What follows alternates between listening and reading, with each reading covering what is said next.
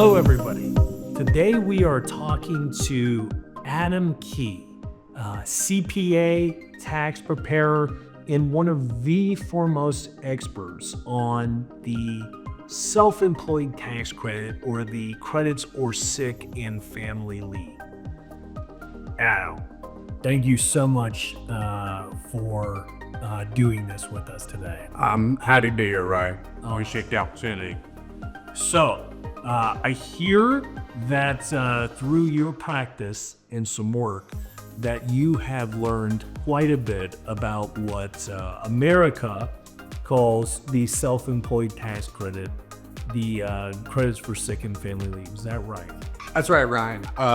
While I've had some experience in my personal practice, this is a type of credit that unfortunately does not lend itself well to being accessed by the masses.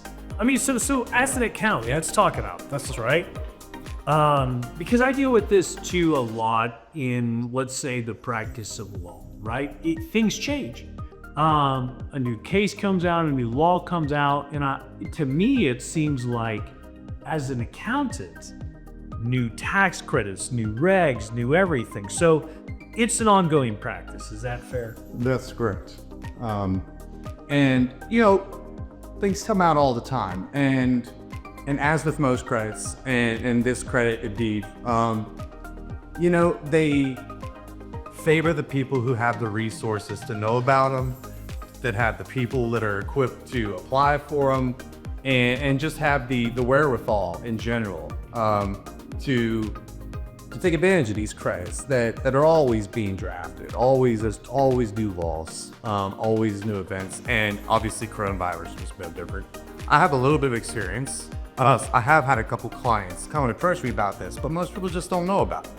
And so, unfortunately, even when they do, a lot of accounting firms, a lot of your CPAs that people go to, this just doesn't seem like a worthwhile avenue to benefit their clients. And that's probably a little bit of short-sightedness on their part, but it's also just the logistics of it and what would go into it. And that's where SETC Pros has provided something quite unique that allows this to be gained by the masses. We really appreciate that. And I'll tell you, it's like our average refund, right? Average refund, $4,400, right? Is something, and I can't say we have so many that, maybe they're only getting bagged to $900 or $1,000 or what have you. And I guess in your experience, knowing the industry, are there a lot of, or at least some accountants, tax preparers out there that just kind of don't see that as a worthwhile endeavor to amend, to do the work to amend over potentially $100?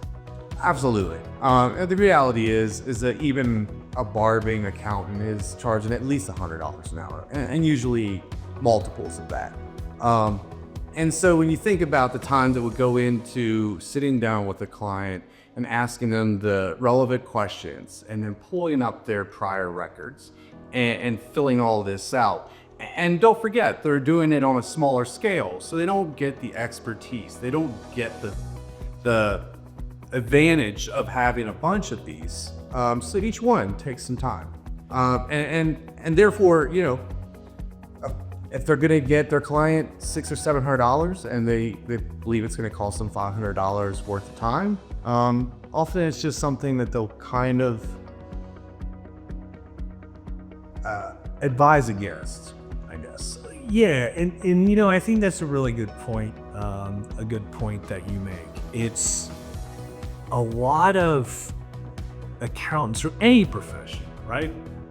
If they have to, it's not only the work in doing it, but if they're having to learn something new, is this worth it to them when these are just kind of a one-off situation, at least to the people that come to them, right?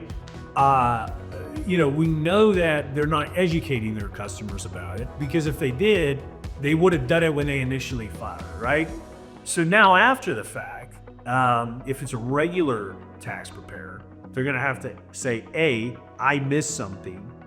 B, if you'd like me to get it for you, you're going to have to pay me. And C, it might not be that much and might not make any sense. And then they also have to learn something new. So as part of the Family First Coronavirus Response Act and the American Rescue Plan Act, and it's called the Credit for Sick and Family Leave. And, you know, where the same part of that law that was focused towards larger companies was heavily applied for and granted to large corporations who, frankly, had a banner year. They didn't even need this credit, but it was drafted in such a way that most of them qualify because of government shutdowns, because a fast food restaurant had to close indoors, but they did great drive-through service, and several similar examples. And so every accountant was very quick to call their business clients to say, hey, we could get you these things. And because a single performance of their time was worth much more money, well, of course, they went after that. But a provision within that law that allows your self-employed individual, your sole proprietor, to benefit, simply didn't have the profit motives behind it, frankly, to garner a lot of the attention of people's individual CPAs. Yeah, you know, one of the things that really stood out to me, right? So I learned about a lot of the programs. I learned about a lot of the programs, pandemic tax credit programs and other relief, as a business owner. And for me, especially the young business owner, just before the pandemic is when I really started to become financially successful in that. And so I was immediately like, let's expand, right? Let's grow. So I kid you not, in February of 2020, I hired 3 more attorneys, multiple staff people, maybe even 4 more attorneys. Just you know, looking to continue to grow and expand. And then boom, the pandemic hits, and it was very important to me to keep those people employed. And that hurt sometimes, right? That was painful. And fast forward, I learned about the employer retention credit, which, you know, the government, and the reason I bring this up is you mentioned large companies, or, you know, even on the employer side of things. I saw a report, I believe the ERC program, Employer Retention Credit, they paid out something like $600 billion. And I know that some employers file suit against the IRS for non-payment. I saw a couple of weeks ago, they just paid another $10 billion of those, okay? This program, based on kind of what I know about what's happened, I don't know if even $1.5 billion have been paid. So you're talking companies have gotten $600 billion, at least from what I saw, and then I know they just got paid $10 billion. And you have 40 to 80 million Americans, which is 10 to 20% of the total U.S. population. A larger percentage of the working population, and they've gotten maybe $1 billion, something like that. That doesn't add up. Why do you think that is, that, you know, 97% of people eligible for this haven't applied? I think it's a lack of information. People don't know. They know about PPP, Paycheck Protection Program, and they know about the ERC. Some people do. And some of the employers who may be eligible for the self-employed aspect of the credit may have already taken advantage of the ERC. If the ERC didn't allow you to take advantage for employee owners, you might have been a mechanic. You had you and 2 other guys, and you guys were just grinding, and you were able to keep them on staff, and you got the credit to help with their costs. But you've invested a lot in your company, and you probably to make a little bit more than those guys, but yours wasn't covered. But it is. Ryan. And it's a matter of knowing. And unfortunately, it's probably a little bit more than knowing, because some, again, if, like you said, if people got $1,000 or less, it might be, even if they have a CPA, which most don't, let's be honest. And most people, a lot of people will use a small or the box software. They'll use TurboTax, they'll use H&R Block. Some will go down to the H&R Block or to the Jackson Hewitt or whatever, a number of different providers out there. And maybe those companies just don't have the they don't have the follow-up. They don't have the customer service follow-up that would, and even if they did, the profit motive is still not there. Clients will face the same hurdle going to any one of those. They would a very reputable CPA. If you're going to get $1,000, am I going to do $600 worth of work? Is it to your benefit? Is it to our benefit? And that's really what this comes down to. And so anything that expedites the process is going to be hugely beneficial. Is the IRS website? Correct. Yep. And so we actually have this linked just a little down at our homepage. But can you tell them a little bit about just kind of what this IRS guidance kind of, spells out in relation to what we were just discussing? Right. So the Form 7202 is the form you use to claim the credit. And it's a little bit complex insofar as it's looked at as the first 3 months of 2021 and the middle 6 months of 2021. And further within each of those time periods, there's a part for how you personally were affected because of you were sick, you were waiting on test results, you were told to quarantine, your workplace, your ability. You could have been a home inspector. County says you can't go into anybody's homes. Yeah. Yeah. And so there's a handful of reasons like those that would qualify you that you were affected. And that would be limited to 10 days. And it's also if you took care of someone else, and you were unable because they were subject to those things. But between those reasons there, you would be limited to 10 days. And that's a little bit higher rate. And then within each of the time frames I talked about, there's a piece that goes to caring for your kids, your son or your daughter. And you're saying back to like school shut down, daycare shut down, all those sorts of things. Those are the big ones. Yep. Yeah, and so let's say customer is in the beauty industry, right? And normally get 1099 or a lot of self-employment income or a realtor. And so if they're having to miss work because daycares are shut down or because schools are shut down, how is that treated? So if their daycare or their school is shut down, and you were unable to work as a result and having to stay home and care for them, then that will be a day that counts for the family leave piece. And remember, we talked about the sick and family leave. So you kind of have the sick is you, and the family is primarily your children is the biggest piece. And there's a high number of day limit, 50 for the middle or the first quarter, and 60 for the middle 6 months. It's a little lower rate, but point being is that you can get reimbursed for up to 110 days of the first 9 months of 2021 that you were unable to work because your son or daughter was school closed, daycare closed, anything where they were unable to go where they would normally go while you went to work. And all told,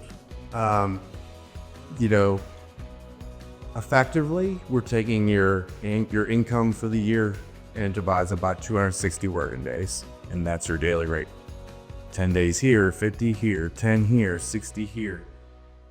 $32,220, right? Yep, that's our max. Yeah. $32,220 would be the maximum that someone could get, and anywhere from there all the way down to $1, you could claim with someone willing to file that. Wait.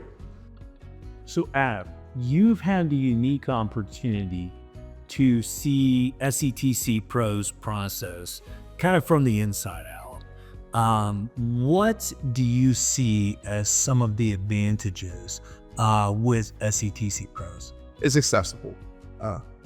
Without SETC Pros, frankly, you're going to have to go through a local accountant, and they may or may not be interested.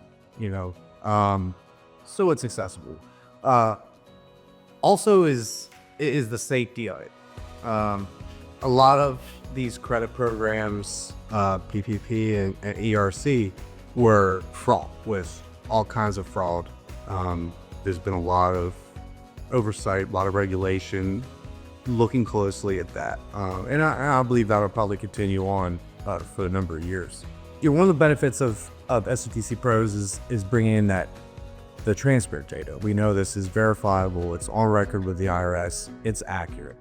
And so by combining that with the client's answers, we can produce the documents. There's really no risk for any inaccuracies there. When looking at the way that we process and only using verified IRS data, so by us doing it that way, what do you see as a CPA being advantageous? When I looked at kind of the full picture of what SETC Pros has done, it's really quite beautiful, and it's a testament to their product that you don't have to pay anything to apply. There's no minimum. If you're eligible for a $30 credit, they'll apply for it for you. And yet, 50% of the people that come in get turned away. If it was fraudulent, you wouldn't turn 50% away. And really, that some people might overlook that. But a 50% refusal rate is saying, come one, come all, but whoa, only to qualify. Absolutely. And so it leaves an opening there for people who, they're not familiar with the tax law. It's a complex tax law. And then maybe they're a little nervous to apply. But there's no danger in applying. And then it's free, and if you don't qualify, we're gonna tell you. You have had the unique opportunity, along with a handful of other CPAs, to look at our system from the inside out, okay? What would you tell the world if they want to learn if they're eligible, have this processed, having that unique perspective as a CPA? What would you tell them? I would tell them to apply. They're welcome to go on the website and search the internet to their content, but the process is going to filter them out if they don't qualify. And so we're self-employed, and people generally know if they were self-employed, apply.